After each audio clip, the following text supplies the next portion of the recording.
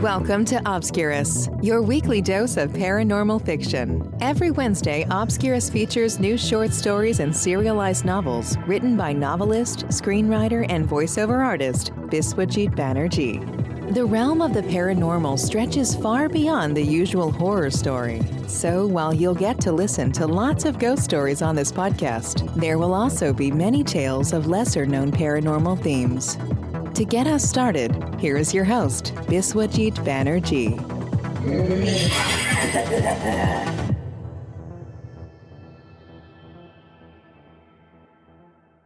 Hello and welcome to Obscurus. I am your host, Biswajit Banerjee, and what a pleasure it is to be with you again. Today, we will conclude the story we started in the last episode. But before we resume the tale, I would urge my readers and listeners to visit my website biswajitbanerjee.com, become members of the site, and join the mailing list. On this website, you will find information about all my creative pursuits. I shall be flattered if you also visit my second website, obscurus.buzzsprout.com, devoted to this podcast. All Obscurus episodes, their transcripts, and chapter markers are available on this website. And now, let's plunge into the second and concluding part of the story. In the first part, we saw Sudhakar sensing an uncanny familiarity with the Arabian Sea from a particular position at Worli Sea Face in Bombay, although it was his maiden visit to the city. Later, he realizes he saw the sea as is visible from that position on his mind screen during a micro-slumber whereby he just dozed off for some moments. The understanding of the reason behind the familiarity brings him little relief. He now wonders how he had a vision of the sea as it is visible from that particular position in his passing slumber. Later, when Sudhakar falls asleep in the company of his girlfriend, he finds himself in the middle of a speaking sea. Is he dreaming? Come, let's find out.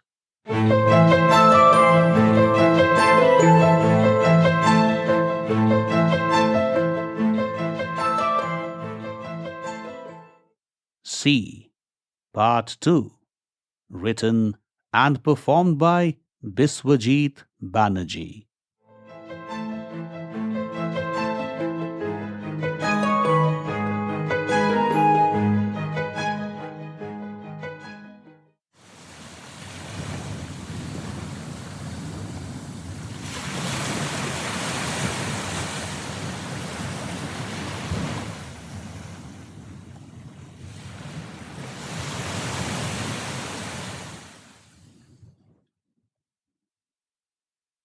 When I gently opened my eyes, I found myself lying on the embankment close to the tetrapods Malini and I used for sitting the last evening. A crowd of about 40 people had gathered around me. One of them was Malini. "Thank God you have come back to senses," she said. But I... Relax. Don't speak, Sudhakar. She and two other men helped me sit. A man offered me a bottle of water. "What's happening?" I said to Malini after drinking some water. We can talk about all this later, Sudhakar. No, tell me now. How am I here? Well, Sudhakar, I am not sure how you are here. But the people at the hotel reception told me you had a cab booked for Worli Sea Face. They are telling lies. I didn't have any cab booked through the reception. Okay, cool down. Your body must be aching, sir, an elderly vendor said, adjusting the position of his vegetable barrow. What makes you think my body is aching? Sir, you have been swimming in the sea since 1:30 a.m., the vendor replied. I spotted you on my way home. Thinking you to be in trouble, I rushed to the Coast Guard office to report what I witnessed. But they were already aware of what you were doing. What? Are you crazy? Don't get agitated, sir. He is telling the truth. A man in a white uniform said, I am one of the Coast Guard officials. Our guards were patrolling another part of the coast when you moved into the sea, but our cameras picked you up. My colleagues and I rushed to the shore and tried everything within our means to reach out to you. When you didn't respond to our calls made with loud mics, we sent a rescue team consisting of 3 expert swimmers to bring you back. After some time, they came back with their heads down, realizing you didn't need anyone to rescue you. But I have never seen a swimmer of your caliber and stamina, sir, another white uniformed man said. I was a part of the rescue team. We tried following you, but you were too good for us. Why don't you take part in the Olympics, sir? Without a trace of doubt, you will win our country a flurry of gold medals. Now listen, I don't know how to swim. Do you understand that? What a joke, a young woman said. Look, I can't connect with any of the things you people are telling me. Asking the reception to call a cab for me, coming to Whirly Sea Face, swimming in the sea, nothing at all. Well, I guess you need rest. Don't cause yourself more mental distress. Let's get back to the hotel, Malini said. Ma'am, you have to wait till the police officials arrive. The Coast Guard official, who was a part of the rescue team, said, What business does the police have? Has he broken any law? Malini asked. Well, he has certainly violated the Coast Guard directives. These directives are in the nature of government rules, the stuff we call subordinate legislation. So, what will the police do now? Nothing much, ma'am. They will just record his statement. We will not register any complaint because we understand he didn't have any malicious intent when he entered the sea. What the hell am I going to tell the police? I said. I can't connect to anything that you all are saying. The truth is, I was sleeping, and when I woke up, I found myself on the embankment of Whirly Sea Face. No, sir, you must not say that. The first Coast Guard official said, the available evidence won't support that story. Then what should I say? Just tell them you moved into the sea for the sake of fun, without realizing how dangerous the high tide could get. But I didn't move into the sea. Please refrain from saying such things. The recorded footages on our computers show you moving into the waters and swimming all over the sea. Please do as we say, sir, and you won't be in trouble, the rescue team member said. Do you really have those footages, sir? Shades of confusion crossed Malini's eyes. Yes, ma'am. Can you show the footages to us? Sorry, ma'am. The law does not allow us to do so. After about half an hour, the police arrived. The Coast Guard didn't file a complaint, and I made a statement as advised by the 2 officials. Their advice paid off. The police left after recording my statement without touching a hair on my head.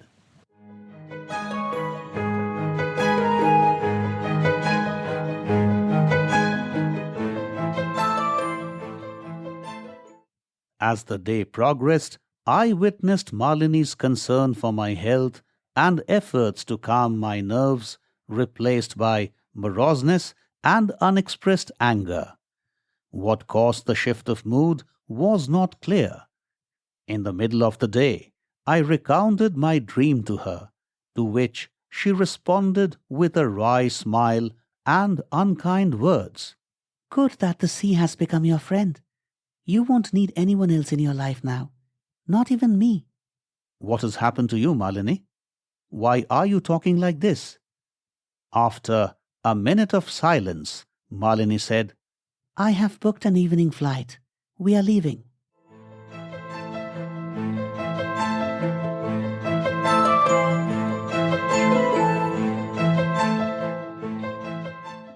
Malini's cold behavior continued even after we boarded the flight. Things had now crossed the limits to my patience, and I decided to clear the air with some straight talk. Tell me clearly, Malini, what makes you angry? I don't wish to talk about anything. Listen, I have had enough of these cold responses. I don't deserve this. Do you understand that? And what do I deserve, Sudhakar? Your lies? Lies. What do you mean? So now you will pretend not to understand. Does it hurt you to be clear? Why did you have to do such stupid things to spoil our trip? You mean the mysterious things that happened at Whirly Sea Face? Nothing mysterious happened there. You tried to make those things appear mysterious. So, you think I did a drama at Whirly Sea Face? Of course you did. And then you concocted the stupid story of the dream, the one in which the sea became your friend. Please trust me, Malini. I didn't tell a single lie. Sorry, you have lost my trust. Malini? What a fool I had been to think your movement from the bed to Whirly Sea Face was a case of teleportation. I believed none but you. All I know is I was dreaming lying next to you. I have no idea how I reached Whirly Sea Face. Oh, really? Take a look at this. On my insistence, the hotel reception shared their CCTV footage with me. The video running on Malini's mobile showed me talking to the reception folks. Now take a look at this. The Coast Guard official I shared my number with sent this private video to me.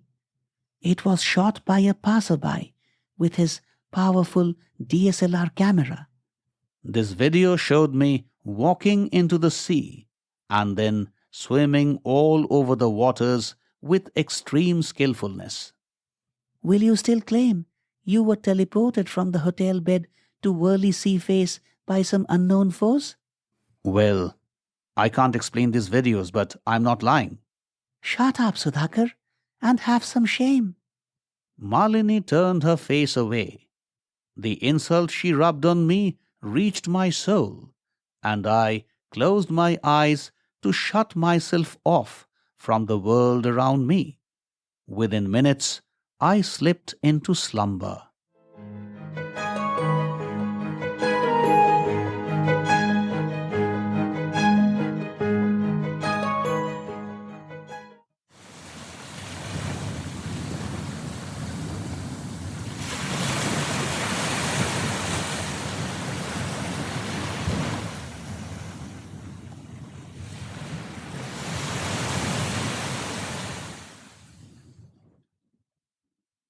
Waters, nothing but waters.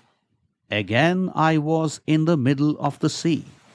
This was a different area of the sea, not the one close to Whirly Sea Face. A blob appeared and turned into a wave that swished and swirled around me. And yet again a telepathic exchange ensued. Sorry for the pain you had to bear because of me. The world treats surface phenomena as evidence. Malini is a part of that world. So I will generate phenomena she can treat as evidence of your innocence. Please don't harm her. How can I harm her? I can't even think of hurting my friend's beloved. But at the same time, I can't let my friend be insulted by his beloved like this. Last time, I didn't teleport you. I guided your physical movement without your conscious participation.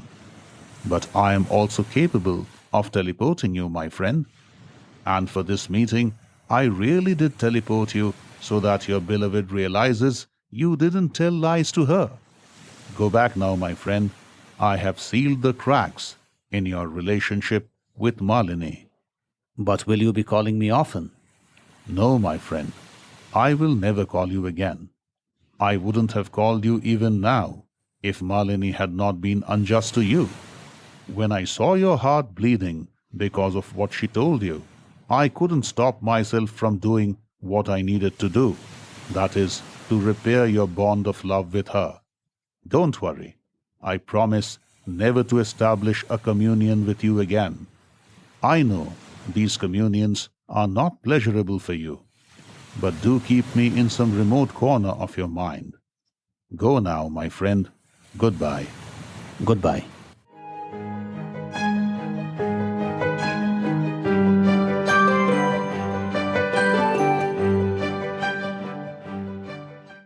I was all drenched in seawater when I woke up.